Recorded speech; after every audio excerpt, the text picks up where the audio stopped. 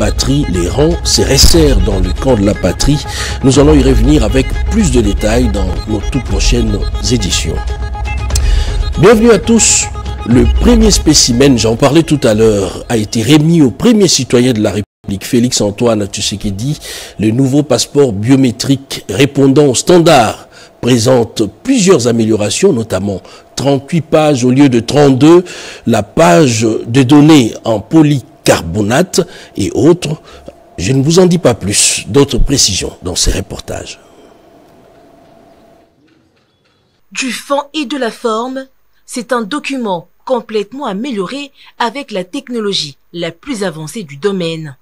Le premier citoyen du pays est aussi le premier à obtenir ce nouveau passeport. Quelques dizaines de minutes plus tôt, le président de la République, Félix Antoine Tshisekedi Tshilombo, arrive au centre d'accueil de l'Institut national des arts pour parachever cette réforme qui place la RDC sur l'autoroute de la modernisation de ses services consulaires et la sécurisation des documents de voyage.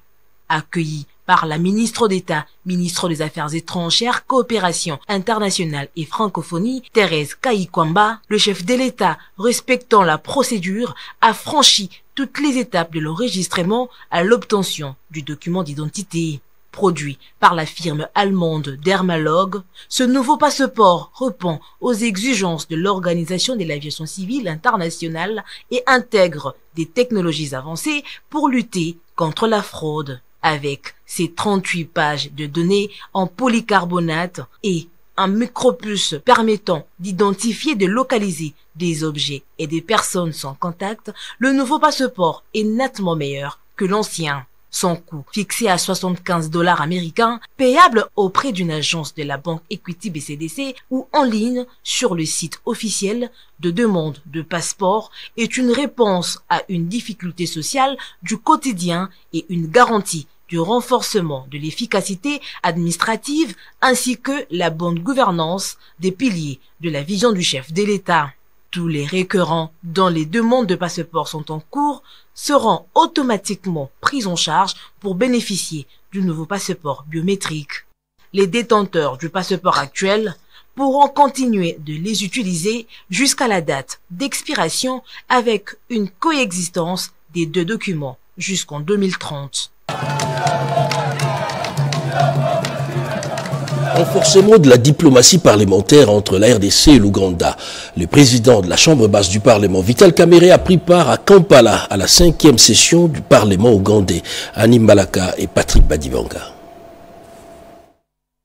Arrivé à Kampala dans la matinée, le président Vital Kamerhe y a représenté la République démocratique du Congo, accompagné d'une délégation des députés nationaux congolais, dont la questeur adjointe Grace Neema. Ouvrant la cérémonie, la présidente du Parlement ougandais, Anita Annette Among, a peint un tableau élogieux du bilan de cette 11e législature dont les mandats se terminent au cours de l'année 2025. Les moments forts de cette cérémonie a été marqué par les discours du président Yoweri Kaguta Museveni devant les élus nationaux, conformément à l'article 101 de la Constitution et à l'article 10 du règlement intérieur du Parlement ougandais qui consacre cette cérémonie à l'audition du discours du chef de l'État une fois l'an. Occasion pour le président Kaguta Museveni d'insister sur la nécessité de renforcer la coopération régionale face aux défis sécuritaires persistants à l'est de la RDC afin d'activer une coopération concertée entre pays voisins et bénéfique à tous. Un avis partagé par quelques élus nationaux congolais qui ont fait les déplacements de Kampala avec le speaker de la Chambre basse du Parlement. Il faut que les choses reviennent en ordre pour que nous puissions toujours vivre dans l'harmonie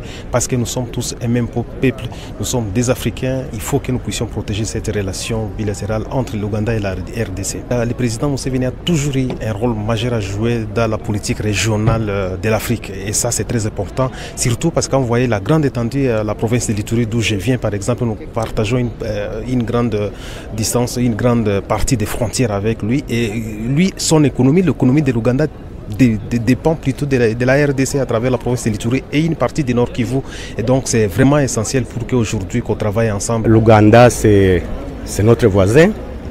Vous savez aussi que nous faisons beaucoup de choses ensemble dans le centre de la coopération sous-régionale. Et aujourd'hui, vous savez que nous avons même des opérations conjointes que nous menons entre les forces de l'armée ougandaise conjointement avec nos forces, les FARDC, pour essayer d'anéantir l'ennemi qui nous agace dans la partie nord de la province du Nord Kivu, mais aussi à Ituri. La présence du président Vital Kamerhe à cette cérémonie solennelle à Kampala, dans cette situation de crise sécuritaire à l'est de la RDC, est un message fort du rôle que joue la diplomatie parlementaire pour rompre les barrières institutionnelles à la base du conflit et des guerres dans la sous-région afin de promouvoir la diplomatie traditionnelle et une coopération plus étroite avec les États voisins dans l'Ouganda. Et justement, les échanges commerciaux le long de la frontière entre la RDC et l'Ouganda viennent de franchir un nouveau cap. Les projets Borderline et cet espace intégrateur financé par l'Union européenne pour transformer les zones de conflit en zones d'opportunités économiques. Encore une fois, Anim Balaka. À Kinshasa, les autorités congolaises et ougandaises, accompagnées de plusieurs partenaires techniques et financiers, ont procédé ce jeudi 5 juin au lancement officiel du projet Borderland. La cérémonie s'est tenue à l'hôtel Fleuve Congo en présence de la chef de mission de l'OIM en RDC, Alexandra Simpson, de la gestionnaire de programme de Trademark Africa, Gladys Kalombola, et du chargé d'affaires AI de l'Union européenne à Kinshasa, Fabrice Basile. Financé par l'Union européenne, Borderland vise à renforcer la coopération transfrontalière, la stabilisation et la résilience dans les zones sensibles entre la République démocratique du Congo et la République d'Ouganda, en particulier autour du lac Albert. Pour nous, c'est de réunir les deux gouvernements, vraiment de faciliter des discussions qui vont transmettre sur l'impact sur le terrain. Et ce programme, c'est avec focus Ituri. Alors là, nous voyons qu'on a beaucoup de capacité d'aider les populations des deux côtés de la frontière. Face aux conflits armés, à la contrebande, au déplacement des populations et à la pauvreté, ce projet adopte une approche intégrée qui combine cohésion sociale, sécurité, gouvernance locale et opportunités économiques. Présent à la tribune, le général-major Apollo Kassé Tagoa, directeur ougandais du service de la citoyenneté et de l'immigration, a salué une initiative qui relance le dialogue entre les deux pays. Même son des cloches du côté congolais avec l'intervention de Jean-Willy Mukendi Kayaya, secrétaire général AI du ministère des Affaires étrangères, qui a réaffirmé l'engagement de Kinshasa pour une paix durable aux frontières. La suite du programme est attendue à Bunia, dans la province de l'Ituri, où un second atelier réunira les autorités locales, les communautés et les partenaires de terrain pour adapter les projets aux réalités du terrain. Et dans un autre registre, le rapporteur de l'Assemblée nationale a reçu une délégation de l'Organisation internationale de la francophonie en séjour de travail à Kinshasa. On en parle à travers ses commentaires. C'est un face-à-face entre la délégation des députés nationaux membres de l'Assemblée parlementaire de la francophonie conduite par le rapporteur de l'Assemblée nationale de la RDC, Jacques Njoli, et une mission d'information de l'Organisation internationale de la francophonie, OIF, conduite par l'ambassadrice Muriel Berset-Cohen, déléguée permanente de la Suisse auprès de l'UNESCO. Pendant plusieurs heures, cette délégation des parlementaires francophones a soumis à ses hôtes toute une série de déloyances, parmi lesquelles la pusillanimité de l'OIF et de l'indifférence caractérisée de la secrétaire générale de cette organisation face à l'agression que subit la RDC depuis plus de 30 ans et les désastres humanitaires qui s'ensuivent. Selon ces députés nationaux, cette attitude hypocrite de l'OIF pose un problème à tout le peuple congolais sur l'essence de leur participation à cette organisation. Nous sommes venus voir ici ce que la francophonie, dont le Congo est un membre très important, c'est un pays qui a énormément à partager au sein de la francophonie et nous comptons sur ce partage. L'objectif est de voir ce que la francophonie peut faire de plus pour démontrer sa solidarité avec le peuple congolais, de demander un engagement plus ferme de la francophonie. Des doléances que cette mission a promis de porter et de les défendre. Il était devant la commission environnement et ressources naturelles du Sénat. Le directeur général du cadastre minier s'est exprimé sur la procédure en ce qui concerne l'octroi des titres miniers. Et Jenny Dada Chabani. Le cadastre minier est la principale clé du secteur minier en République démocratique du Congo. Cette structure du ministère des Mines est l'intermédiaire entre l'État congolais et les investisseurs miniers. Actuellement, l'octroi des titres miniers est à la base des différents conflits. Pour s'imprégner du fonctionnement des CAMI, la Commission Environnement, Développement durable, Ressources naturelles et Tourisme du Sénat a invité le directeur général du cadastre minier Mabolia, question d'éclairer la Commission sur la procédure de l'octroi des titres miniers. En sa qualité de gestionnaire des procédures d'octroi des droits miniers et conservateur des titres miniers et des carrières, il a éclairé cette commission. Il y a beaucoup de problèmes qui se posent quand on donne des droits, de ces droits, et il voulait être édifié d'abord comment ça se passe, comment le mécanisme nous le faisons sur terrain, et puis ils en ont profité pour poser d'autres questions concernant le secteur minier, et nous croyons avoir répondu à toutes les questions qu'ils ont posées, mais ce que nous sommes tous pas d'avis, mais d'accord et contents qu'on puisse continuer à avoir ce dialogue. Parce que nous sommes des praticiens sur terrain, mais les législateurs, ce sont eux. Et on doit leur donner des éléments pour qu'on puisse comprendre de quelle façon la loi est appliquée. Et s'il y a des insuffisances ou quoi, ils seront bien avertis pour pouvoir faire des correctifs. Le cadastre minier garantit la sécurité juridique des droits miniers. La République démocratique du Congo, le plus grand pays francophone en termes de locuteurs. Eh bien, la délégation de l'OIF qui séjourne à Kinshasa, on en parle encore dans ce journal, a été également reçue par le ministre de la Communication et Médias, Patrick Mouyaya. Suivez. Soutenir les autorités congolaises pour pacifier l'est de la RDC à travers un partenariat renforcé. C'est l'essence même de la visite de ce jeudi au cabinet du ministre de la Communication et Médias par cette mission d'information de l'Organisation internationale de la francophonie. Accompagnée par la ministre déléguée chargée de la coopération internationale de la francophonie, la dite mission dit être venue dans le cadre de l'appui à l'initiative de médiation régionale en cours pour résoudre la crise dans l'est de la RDC. Je suis venue lui présenter la délégation que le chef d'État et de gouvernement des 93 pays de la francophonie a souhaité envoyer au Congo, RDC, pour s'informer directement auprès des autorités ainsi que des associations de la société civile de la situation dans le pays, de la situation dans l'Est du Congo et aussi de parler du renforcement de la coopération entre la francophonie, dont le Congo est le plus grand membre, avec le plus de locuteurs francophones, et l'organisation, et de voir que peut faire la francophonie pour renforcer cette coopération, ces échanges, pour soutenir la voie que les autorités du pays ont choisi vers la paix. Présente dans la capitale congolaise depuis le lundi 2 juin dernier, cette mission d'information de l'Organisation internationale de la francophonie bouclera son séjour en RDC, c'est vendredi 6 juin 2025, et retournera à Paris pour faire rapport à d'autres membres de l'OIF et voir dans quelle mesure leurs chefs d'État et leur gouvernement pourraient s'impliquer dans la résolution de cette guerre d'agression qui, depuis plus de 30 ans, a causé plus de 12 millions de morts et de déplacés en RDC. Adoption et examen du rapport des experts sur les questions liées aux finances et budget, mais aussi à la situation sécuritaire dans la partie est du pays sont là les sujets abordés lors de la dernière réunion de Conseil des ministres de la CEAC. On en parle dans ces reportages.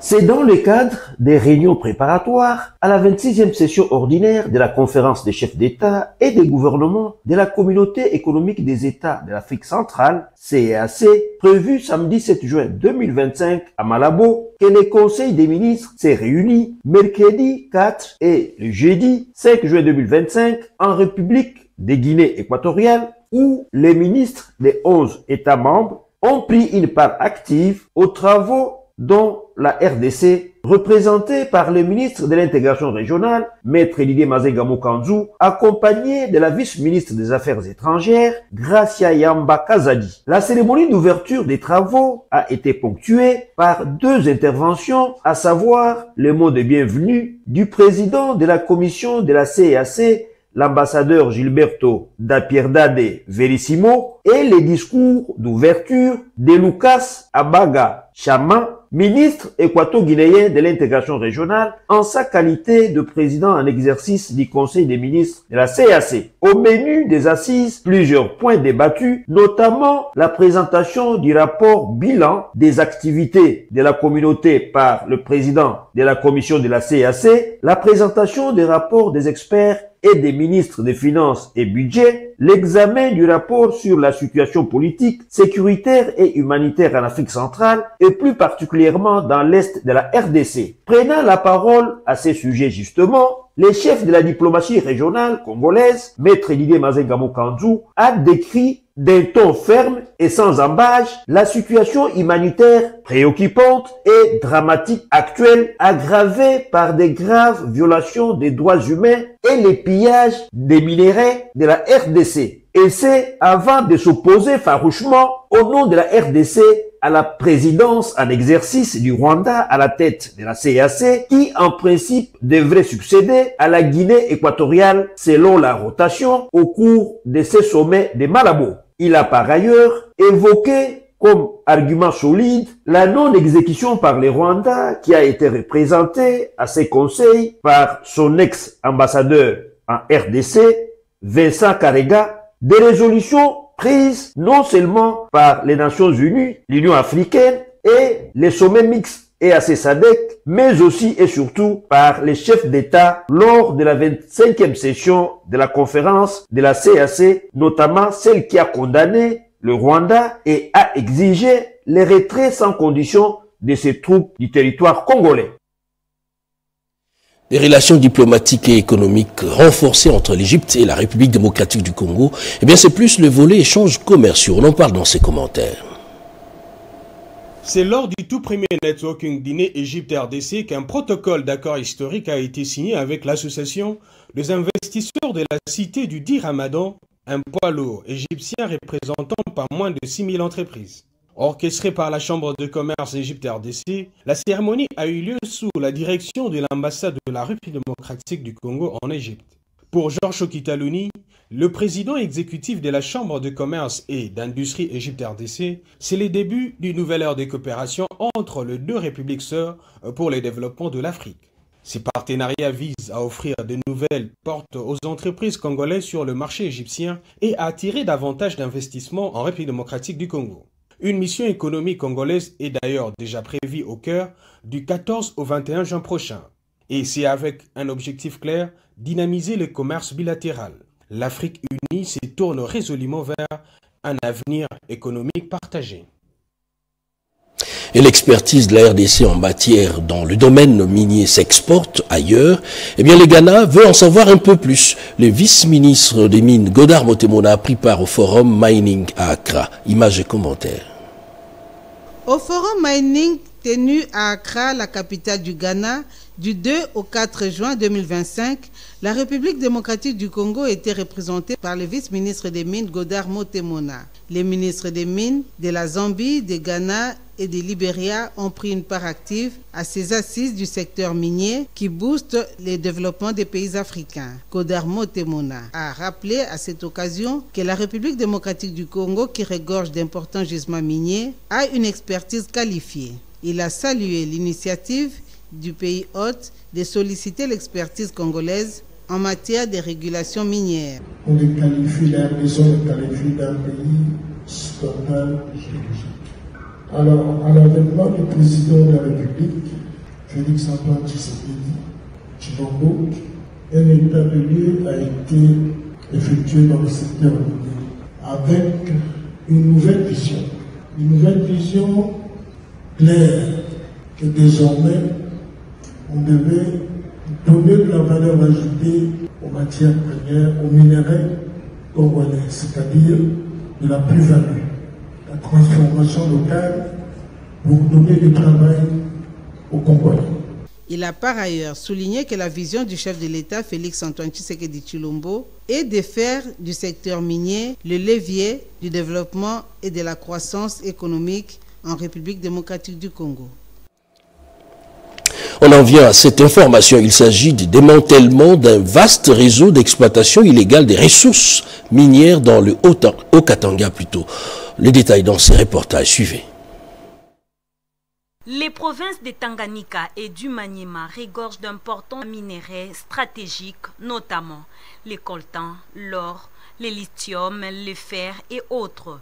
Les constats faits par la société civile représentée par l'organisation Congo Peace Center après les enquêtes menées dans les deux provinces. Ce qui a motivé les journées de réflexion sur l'apport du secteur minier dans les provinces du Maniema et de Tanganyika. Cet atelier a permis aux services spécialisés du ministère de Mines, les experts du ministère de l'Intérieur, les exploitants miniers, industriels et artisanaux d'analyser les défis de l'exploitation minière dans ces deux provinces. Les acteurs du Maniema ont déploré le fait que l'entreprise minière Sakima, par manque de ressources, signe les contrats d'ammodiation avec les entreprises minières qui font l'exploitation artisanale. Ça crée un manque à gagner pour l'entreprise. À Tanganyika, l'exploitation minière aux frontières avec la province voisine fait l'objet des conflits entre les provinces car il est difficile de délimiter les gisements miniers. Le secteur minier ne contribue que de manière moins significative au développement des provinces concernées. Il n'y a pas d'infrastructures sociales de base en termes d'écoles, hôpitaux, il n'y a pas d'énergie électrique. Nos populations, bien que affectées par l'exploitation minière, n'en tirent aucun bénéfice. Il s'agit là plutôt d'un atelier, toujours dans le secteur minier. On en parle encore dans ce journal. J'en parlais d'ailleurs tout à l'heure. Il s'agit d'un vaste démantèlement d'un réseau d'exploitation illégale des ressources minières dans le Haut-Katanga. D'autres précisions dans ces commentaires. Suivez. Ce mardi 3 juin 2025, le territoire de Lubudi au Lualaba a été le théâtre d'une opération d'envergure menée par Thierry Nzonde, chargé des missions du chef de l'État pour le Grand Katanga. Cette intervention a visé à démanteler un vaste réseau d'exploitants illégaux qui, se prévalant faussement de liens avec la famille présidentielle, menaient des activités frauduleuses au sein de la concession de Boss Mining, une multinationale du groupe ERG. Depuis des mois, la concession de Boss Mining était illégalement occupée par des individus qui, par le trafic d'influence, avaient transformé ce site industriel en une zone de non-droit. Cette situation qui menaçait de ternir l'honneur de l'institution présidentielle nécessitait une action résolue. Thierry Nzonde n'est pas intervenu seul. Il était accompagné du premier substitut de l'auditeur supérieur du Grand Katanga, ainsi que d'une escorte d'éléments de la garde républicaine et de l'auditorat supérieur du Katanga, symbole de l'autorité de l'État. Dès leur arrivée, une réunion est tenue avec les membres du conseil d'administration de Boss Mining et du conseil de sécurité de Kakanda, révélant l'ampleur d'un pillage méthodique et organisé. La descente sur le flanc nord du site a mis en évidence l'ampleur de l'activité illégale. Des machines et des engins en tout genre attestaient d'un empire commercial parallèle érigé par des ressortissants chinois, libanais et leurs collaborateurs congolais. Ces usurpateurs agissaient avec une impunité stupéfiante, allant jusqu'à refuser l'accès de Boss Mining à sa propre zone, avec la complicité de certains commandants locaux de la police. Face à cette démonstration de force, les occupants illégaux ont fui, abandonnant tout sur leur passage. Quelques-uns sont appréhendés. Constatant l'ampleur de la criminalité organisée, Thierry Nzonde a ordonné le scellement de toutes les activités illégales et l'arrestation des cerveaux de cette machination. Mettre fin à la pollution plastique à l'échelle internationale, c'est le thème retenu cette année, la Journée internationale de l'environnement. Alors comment cette lutte s'organise en République démocratique du Congo, encore c'est traduit en actes? Angèle Mabiala nous en dit un peu plus. La Journée mondiale de l'environnement, une tribune offerte à protéger. Pour protéger l'environnement et de surcroît à prendre des mesures urgentes pour mettre fin à la pollution plastique. Elle met un point d'honneur dans la sensibilisation et encourage l'action en faveur de l'environnement. Le ministère de l'Environnement a fait de cette journée un canal majeur pour inciter à la prise de conscience collective face aux enjeux à l'échelle planétaire. Pour le ministre provincial à l'environnement, ville de Kinshasa, la capitale étant impactée par des déchets plastiques qui noient et qui Chinois doivent mettre la main à la pâte pour redorer l'image de la ville capitale. Le ministre d'État à l'Agriculture qui tient à la préservation de l'écosystème a dit toute sa joie d'entreprendre des actions concrètes pour ne pas diminuer la qualité de l'écosystème. Les défis sont énormes, a laissé entendre le ministre délégué près l'urbanisme et habitat. Il faut une politique d'assainissement implémentée au niveau des ménages. La ministre d'État en charge de l'environnement et développement durable lance ici un appel à la population congolaise à assainir son environnement immédiat pour réduire le taux de la pollution plastique qui impacte négativement sur la santé humaine et la biodiversité. La République démocratique du Congo, particulièrement la ville de Kinshasa, est en proie à une accumulation massive de déchets plastiques et à l'occupation illégale et abusive des espaces verts, empêchant ainsi la population quinoise à accéder à un environnement sain. La production quotidienne de plus de 10 000 tonnes de déchets solides à Kinshasa, dont 40% constitués de déchets plastiques, nécessite une gestion efficiente. Au nom du gouvernement de la République, F. Bazaïba a salué l'initiative de la société Itex Africa, comptée parmi les sociétés émettrices qui, au travers de son ASBEL Texaf Bilembo, s'est engagée avec l'État congolais dans le cadre du partenariat public-privé à protéger l'environnement et à contribuer à la réduction de l'impact des émissions de gaz à effet de serre à Kinshasa. Ceci par la plantation des arbres et de la restauration des espaces verts. La journée mondiale de l'environnement, on en parle encore dans ce journal. Horizon Vert a initié une journée d'engagement dans le cadre du projet Une école éco-citoyenne. Diane Balaka. À l'occasion de la journée mondiale de l'environnement célébrée cette année sous les thèmes Vers un avenir sans plastique, Horizon Vert ONGD a organisé une journée de mobilisation au lycée Nakiinga dans le cadre du projet Une école éco-citoyenne pour la jeunesse quinoise. Face à l'urbanisation galopante, à la mauvaise gestion des déchets et aux effets du changement climatique à Kinshasa, les projets PJK placent les élèves au centre de la sensibilisation à l'éducation environnementale. L'objectif est de promouvoir des bonnes pratiques écologiques à l'école dans le but d'en faire des relais actifs dans leur communauté, dit le coordonnateur du projet Rachid Nzeyambi. La journée d'aujourd'hui était pour nous une grande journée. Nous voulions contribuer à la gestion des déchets en milieu urbain, à la lutte contre le changement climatique par les bonnes pratiques environnementales en milieu scolaire. Car nous savons que la jeunesse c'est l'avenir de demain et les élèves ont cette capacité-là d'intérioriser les matières apprises et le mettre en pratique. Pour la chargée d'affaires de l'ambassade de Suisse, partenaire de l'initiative, cette mobilisation donne l'essentiel de cette démarche. Le message de la journée, c'était qu'en fait, ensemble, nous pouvons protéger l'environnement. Parce que des fois, la tâche semble tellement grande qu'elle semble presque insurmontable. Mais nous étions là comme appui des acteurs locaux, en partenariat avec ces acteurs-là, dans une mission que nous partageons les deux, donc qui est justement la protection de l'environnement. Une école propre, une ville verte, agissons maintenant, un slogan fort à cette mobilisation à la gestion des déchets en milieu urbain et scolaire. Et dans un autre chapitre, les organisations de la société civile affûtent leurs armes pour le séminaire d'orientation budgétaire 2026. L'heure est pour l'instant à la définition des priorités pour une participation citoyenne. Rikinzu Ziloya et Fiston Wavingala. Ils ont 4 jours pour préparer leur participation au séminaire d'orientation budgétaire pour l'exercice 2026.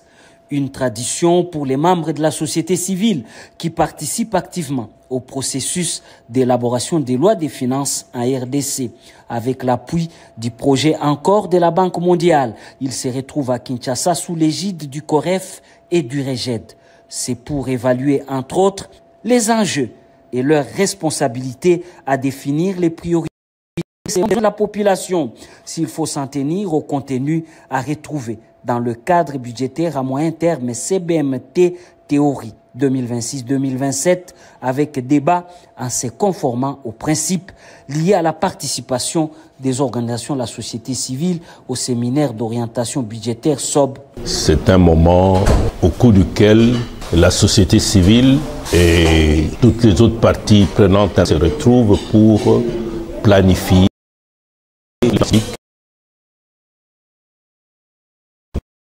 dans les besoins des citoyens pour que ces besoins puissent être pris en compte dans le cadre budgétaire à moyen terme 2026-2028.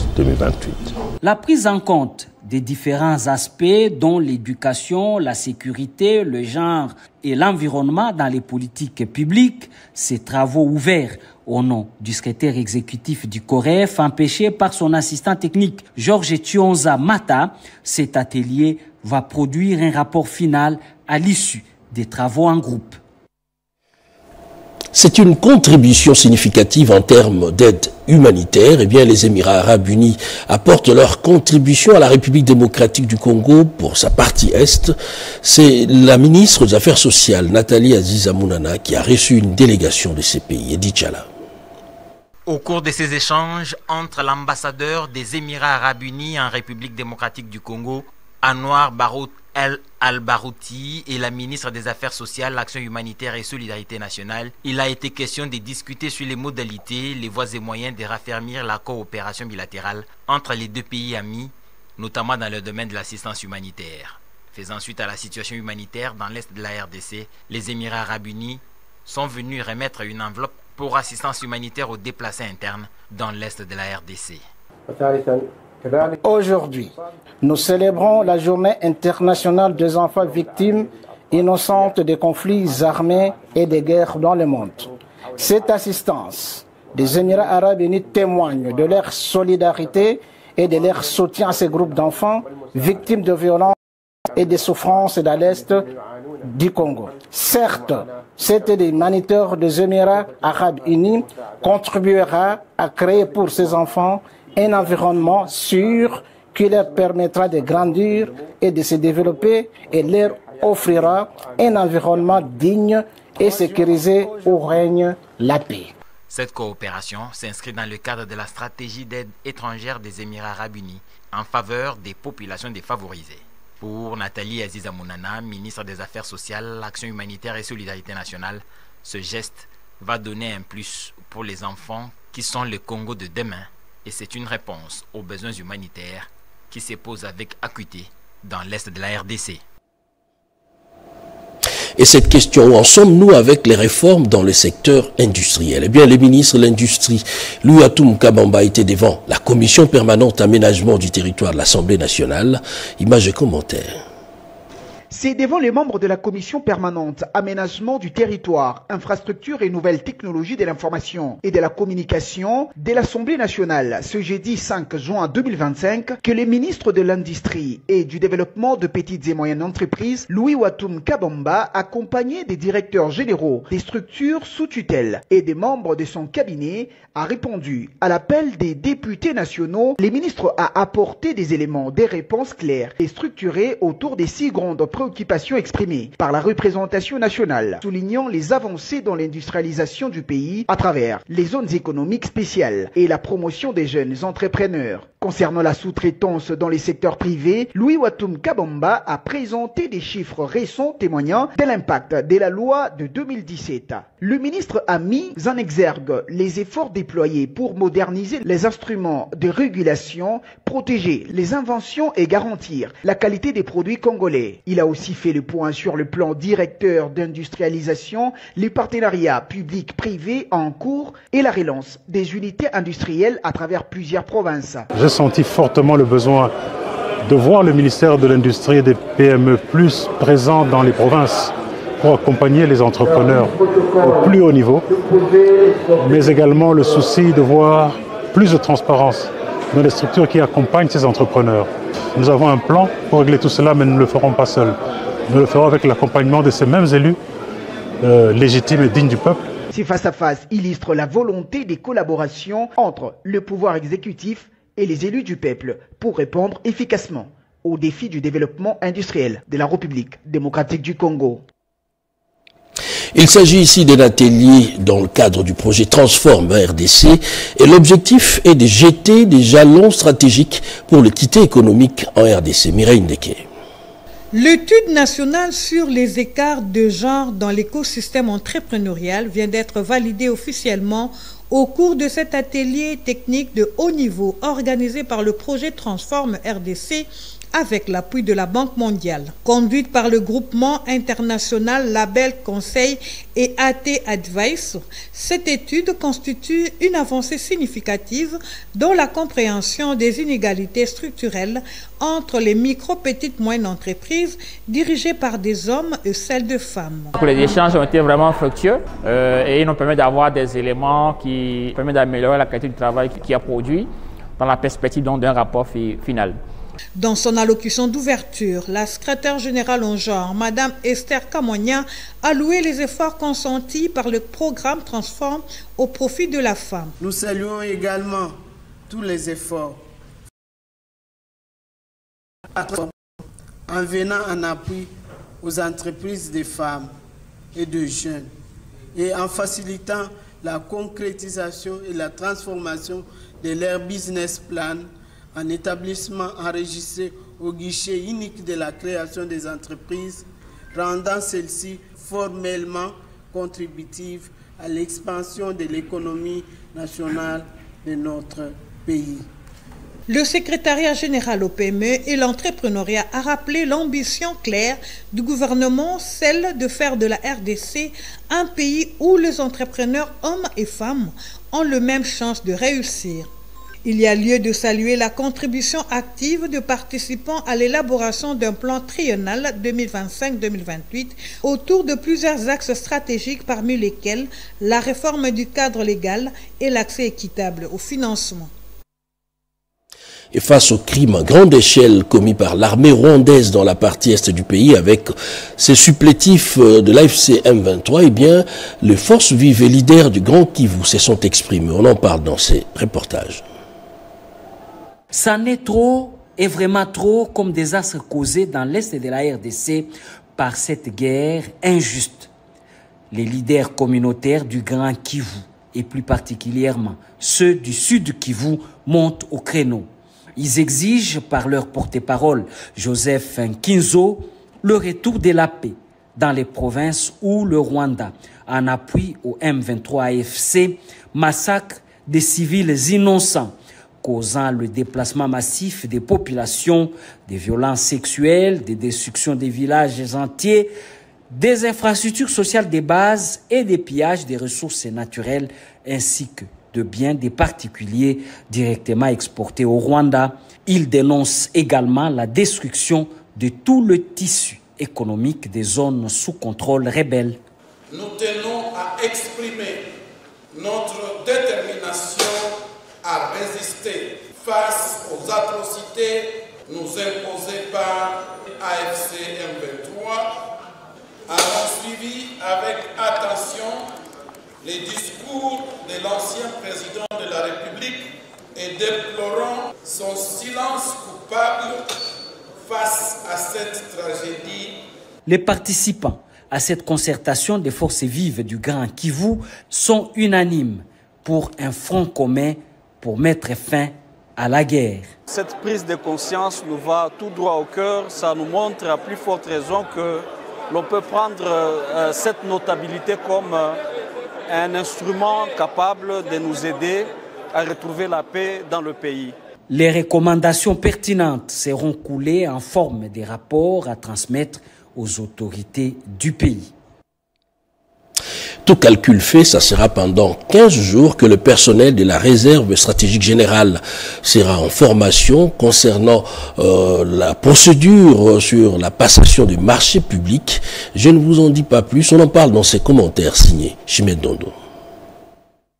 Pendant 15 jours, les agents et cadres de la réserve stratégique générale bénéficieront d'une formation sur les procédures de passation de marché public, animée par les experts de l'autorité de régulation de marché public. À la cérémonie d'ouverture, les coordonnateurs de la réserve stratégique générale, Mounumba Kach Serge, a souligné l'importance de cette formation.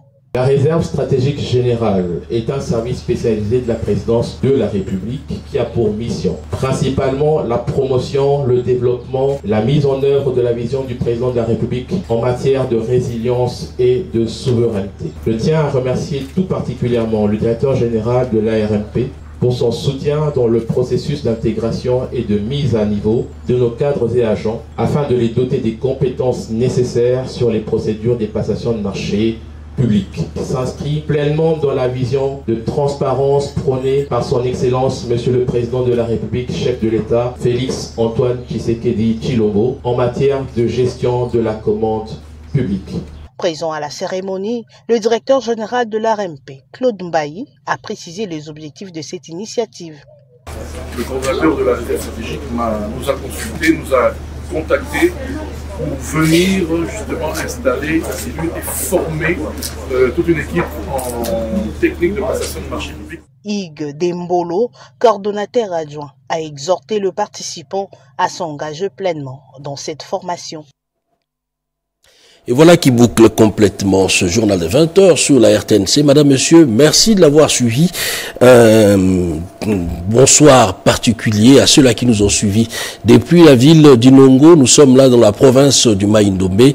Ne quittez pas vos fauteuils. À suivre juste après ce journal, la lecture des ordonnances présidentielles.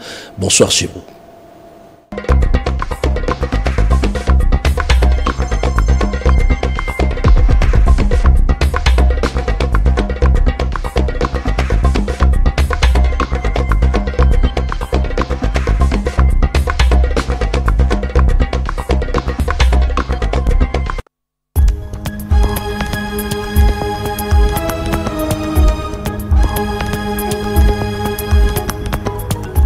Bienvenue mesdames, messieurs à cette revue de presse du jeudi 5 juin 2025. À Goma, dans l'est de la RDC, la traque aveugle des derniers alliés de Kinshasa annonce Jeune Afrique. Dans la capitale du Nord Kivu, l'AFC M23 multiplie des opérations de ratissage pour débusquer les militaires et les miliciens qui ont refusé de se rendre. Entre arrestations arbitraires, disparitions forcées et parfois assassinats, les habitants de Goma subissent de plein fouet cette explosion de l'insécurité que dénoncent les organisations non gouvernementales et mouvements citoyens.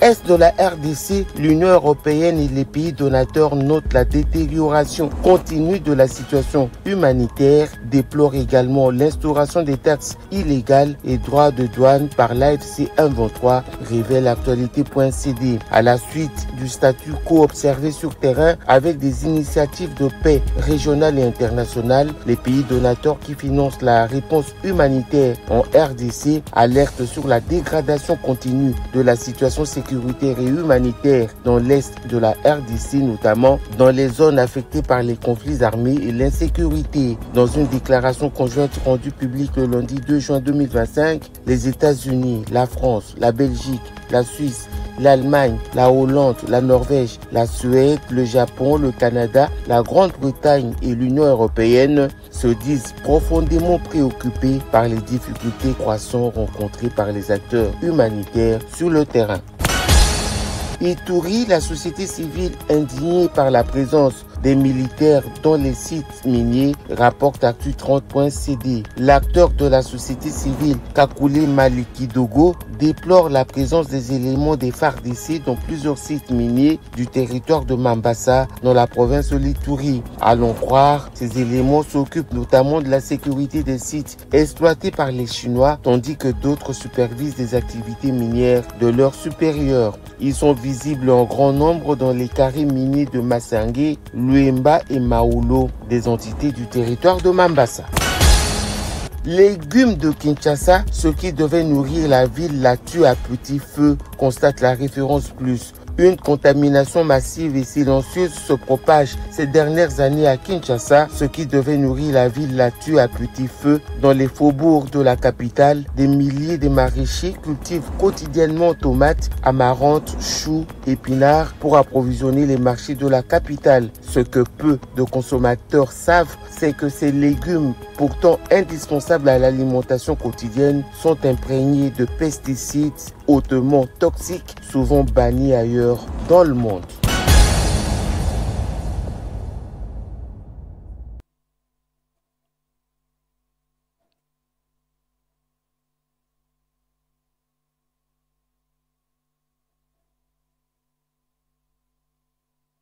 Lecture des ordonnances présidentielles. Loi numéro 25/028 du 4 juin 2025 portant ratification de l'ordonnance loi numéro 25/26 du 10 février 2025 autorisant la ratification par la République démocratique du Congo de la Convention sur l'enseignement technique et professionnel signée à Paris le 10 décembre 1989. L'Assemblée nationale et le Sénat ont adopté. Le président de la République promulgue la loi dont la teneur suit. Article 1 est ratifié conformément aux dispositions de l'article 129 alinéa 3, alinéa 2 plutôt et 3 de la Constitution et 4 de la loi numéro 24/012 du 20 décembre 2024 portant habilitation du gouvernement, l'ordonnance loi numéro 25/026 du 10 février 2025 autorisant la ratification par la République démocratique du Congo de la Convention sur l'enseignement technique et professionnel signée à Paris le 10 décembre 1989. Article 2 sont abrogées toutes les dispositions antérieures contraires à la présente loi. Article 3. La présente loi entre en vigueur à la date de sa promulgation. Fait à Kinshasa, le 4 juin 2025, Félix-Antoine Tshisekedi Tshilombo, pour copie certifiée conforme à l'original, le 4 juin 2025, les cabinets du président de la République, Anthony Kinzo Kamole, directeur de cabinet. Loi numéro 25/029 du 4 juin 2025 portant ratification de l'ordonnance loi numéro 25/030 du 12 mars 2025 portant principes fondamentaux relatifs à la culture et aux arts en République démocratique du Congo. L'Assemblée nationale et le Sénat ont adopté. Le président de la République promulgue la loi dont la teneur suit. Article 1er est ratifié conformément aux dispositions des articles 129 alinéa 2 et 3 de la Constitution et 4 de la loi numéro 24/012 du 20 décembre 2024 portant habilitation du gouvernement, l'ordonnance loi numéro 25/030 du 12 mars 2025 portant principes fondamentaux relatifs à la culture et aux arts en République démocratique du Congo. Article 2 sont abrogées toutes les dispositions antérieures contraires à la présente loi. Article 3, la présente loi entre en vigueur à la date de sa promulgation. Fait à Kinshasa le 4 juin 2025, Félix-Antoine Tshisekedi Tshilombo pour copie certifiée conforme à l'original. Le 4 juin 2025, les cabinets du président de la République, Anthony Kinzo Kamole, directeur de cabinet. Loi numéro 25/030 du 5 juin 2025 portant autorisation de la prorogation de l'état de siège sur une partie du territoire de la République démocratique du Congo. L'Assemblée nationale et le Sénat ont adopté. Les présidents de la République promulguent la loi dont la teneur suit. Article 1er est autorisé conformément à l'article 144 alinéa 5 de la Constitution pour une période de 15 jours prenant cours le 6 juin 2025 dans les provinces de l'Ituri et du Nord Kivu, la prorogation de l'état des sièges proclamée par l'ordonnance numéro 21/015 du 3 mai 2021. Article 2. Sont abrogées toutes les dispositions antérieures contraires à la présente loi. Article 3. La présente loi entre en vigueur à la date de sa promulgation. Fait à Kinshasa le 5 juin 2025. Félix-Antoine Tshisekedi Tshilombo pour copie certifiée conforme à l'original. Le 5 juin 2025. Les cabinets du président de la République, Anthony Kinzo Kamole. Ordonnance numéro 25/220 du 5 juin portant prorogation de l'état des sièges sur une partie du territoire de la République démocratique du Congo. Vu la Constitution telle que modifiée par la loi numéro 11/002 du 20 janvier 2011 portant révision de certains articles de la Constitution de la République démocratique du Congo du 18 février 2006, spécialement en ses articles 61, 69, 79, 85, 144, 145 et 156, alinéa 2, vu la loi numéro 25/0/30 du 5 juin 2025 portant autorisation de la prorogation de l'état des sièges sur une partie du territoire de la République démocratique du Congo, spécialement en son article 1er, vu tel que complété à ce jour l'ordonnance numéro 21/015 du 3 mai 2021 portant proclamation de l'état des sièges sur une partie du territoire de la République démocratique du Congo, spécialement en son article 1er, vu tel que modifié et complété à ce jour l'ordonnance numéro 21/016 du 3 mai